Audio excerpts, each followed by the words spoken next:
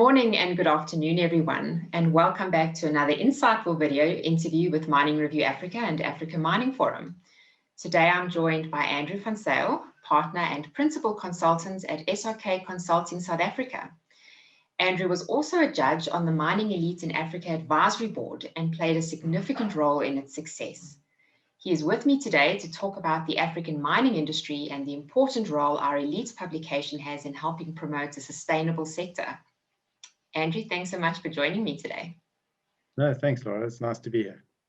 Super. Andrew, let's start by chatting about the African mining industry. Tell me, how do you think the industry fared in 2020 dealing with the impact of COVID-19? So, I mean, in a word, I think quite well. I think that, there were a number of sort of ways that it could go. The industry obviously has a substantial amount of experience dealing with respiratory illness, dealing with chronic illness, dealing with health and safety. There's been a long push to improve health and safety. So there were a lot of positives. Obviously, the clinics are well established, nursing staff is in place. So many of the major miners have their own hospitals with some real in-depth experience. And as I say, fortunately also in respiratory illness. So I think those were some of the things that were sort of cause for optimism. But I think it's quite easy also now to forget how likely it also looked that we would have further outbreaks, that we'd have further lockdowns, how easily there could have been community transmission, how easily that could have affected either the mine through the community being locked down and feeling that it was the mine's fault because the positive results were picked up there. Or just an outbreak in the community leading to a mine being closed, or general failure on the part of one of the majors to sort of successfully contain, and then government saying, well, we need to take a step back and reconsider whether we should be open. And so there were a lot of ways this could have gone, and I think that coming back out of lockdown and being one of the first industries to open back up again, and the Minerals Council I think deserves a lot of credit for coordinating a plan and a response. And I think it was a good one. And I think I think it was a sort of beacon of light in a fairly dark year, was that we opened and we stayed open, and we were reasonably safe and successful. Thanks, Andrew. And so positive to hear how well the mining industry does fare. And I think you're absolutely spot on with that. But Andrew, we did come into 2021 with COVID-19 still hanging over our heads a little bit. So do you have good expectations for how the industry is going to continue coping with it this year? So, I mean, I'll balance. I think that as an industry, we've continued to do well. I tend to look at quite a bit at excess deaths just to get a feel for where South Africa is, and obviously excess deaths are trending, I think, 120, 130,000 from about May last year. So we're seeing a huge impact in the broader community. We haven't yet seen that. I don't want to say it's obviously negative. It's a huge negative in our communities, and that morale and that will filter through. But we're still seeing companies open and operating safely, despite being in probably in the middle and maybe just sort of drifting over the peak of the second wave. So I think that's positive. I've been wrong in predictions before,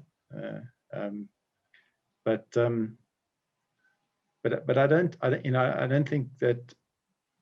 I don't think anyone's taking it lightly, and I think there's a fair amount of care and attention being paid. I think there are a number of positives for industry, for the broader mining industry. We're seeing a number of recovery, sort of economic recovery plans being debated and proposed, and there's some strong.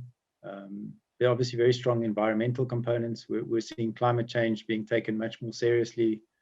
And it's obviously a big step with the US rejoining the Paris Climate Accords. with the new president committing through a number of executive actions to sort of move much closer to carbon neutrality and to significantly reduce the US's carbon footprint. And then that's something we're seeing in other places. And where those kinds of actions are important is obviously that's a major driver of demand for minerals. So economic recovery packages will drive demand. And then the specifics of the various policies will also drive demand towards, PGMs, nickel, copper, cobalt. So the negative is we'll probably see quite a lot of volatility as technology is developed and changes. So we'll see changes in battery technology and in energy generation and distribution, and that'll cause reasonably much faster swings in demand than what miners would probably like to see.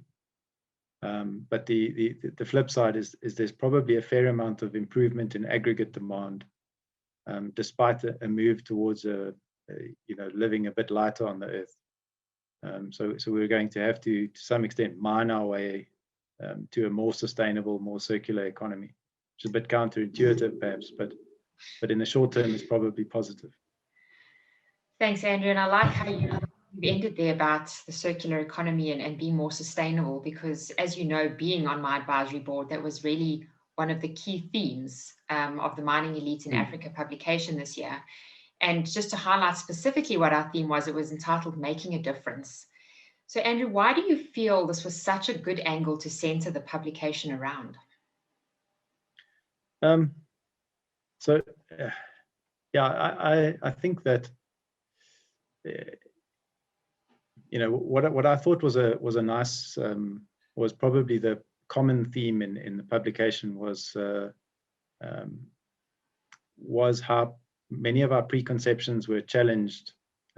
If you followed all of the projects and all of the personalities through, they all tackled different challenges, but they all managed to make a difference. And I think one of the ways they made a difference was in if we were perhaps skeptical about whether you could actually obtain financing in what was certainly for a while a very difficult year, whether you could complete a project and let alone on time and in budget.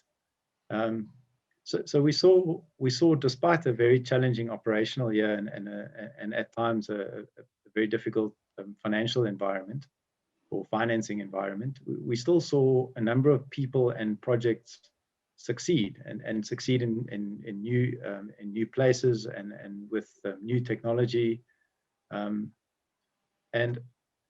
and so for me that they were all companies and people that did make a difference. They made a difference in a very sort of localized setting, in that their projects and companies continued operating.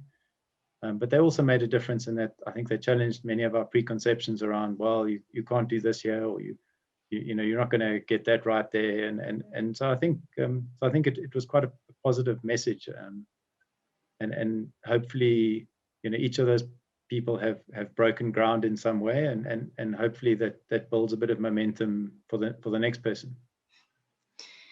Thank you, Andrew. I'm keen to hear who were some of the key leaders and projects that really stood out for you in the book. As I say, I'm always hesitant to pick people and projects, because you're also a little bit limited by despite spending all day every day thinking about mining and reading about mining and obviously some of the other sort of more tangential impacts like politics and economics that affect us. It's always easy to say, well, the work that's been done in the Northern Cape is so impressive, but that's maybe because you have a bit more exposure. And if you'd actually been in Côte d'Ivoire or in Mali, you'd be far more impressed by what had been accomplished there. So I was really, what I liked was some of the projects I was aware of, some of the people I've met and have listened to, and some of the projects that we've obviously had some direct or indirect exposure to, and refrain from voting where appropriate. But yeah, it was.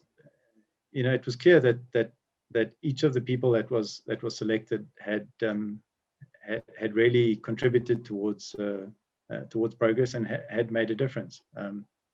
As I say, what's exciting in the South African context, it is exciting to see some of the progress in the Northern Cape. There were a couple of projects and activities there. I think we also saw some good leadership.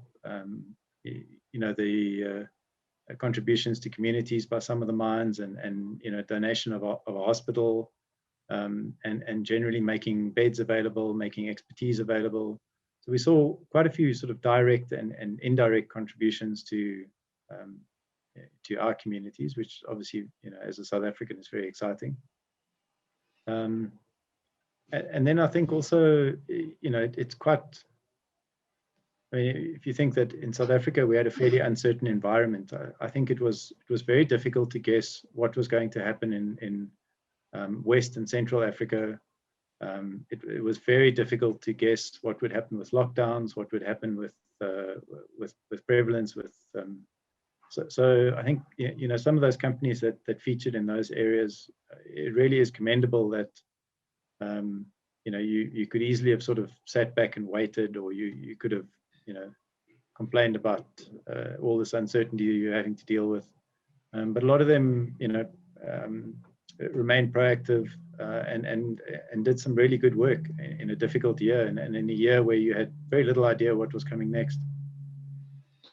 Andrew, thank you for noting that some of the projects and leaders we featured were so commendable. I think it's really noteworthy and praiseworthy to point out that we do have some great companies and leaders making a difference in the mining industry in Africa.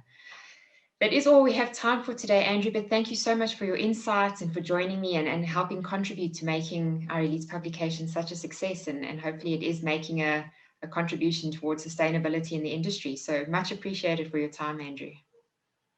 Thanks, Laura. It was good to be here.